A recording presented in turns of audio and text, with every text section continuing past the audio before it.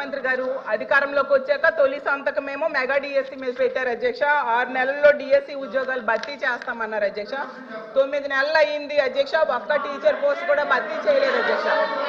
అలాగే తీసుకుంటే గౌరవ మంత్రివర్యులు లోకేష్ గారు జనవరి 1వ తేదీన జాబ్ క్యాలెండర్ ఇస్తామని మంత్రివర్యులు చెప్పడం జరిగింది అధ్యక్ష. క్యాలెండర్ ఇయర్ మారిపోయింది కానీ జాబ్ క్యాలెండర్ మాత్రం ఇవ్వలేదు అధ్యక్ష. అలాగే ప్రభుత్వ ఉద్యోగుల పరిస్థితి, ప్రభుత్వ ఉద్యోగులకి ఏంటంటే 9 నెలల్లో ప్రభుత్వం తాలూకు నిజ స్వరూపం తెలిసిపోయింది అధ్యక్ష.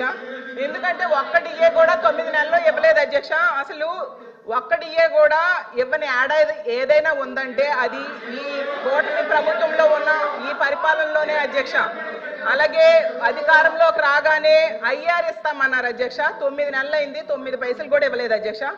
ఉద్యోగులకేమో పిఆర్సీ ఇస్తామన్నారు అధ్యక్ష. గతంలో జగన్మోహన్ రెడ్డి గారు వేసిన పిఆర్సీ కమిషన్ చైర్మన్ ఏమో బెదిరించి రాజీనామా చేయించారు అధ్యక్ష.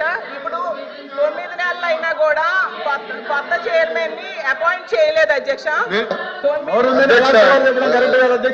అధ్యక్ష చైర్మన్లు బెదిరిస్తాయంట అధ్యక్ష.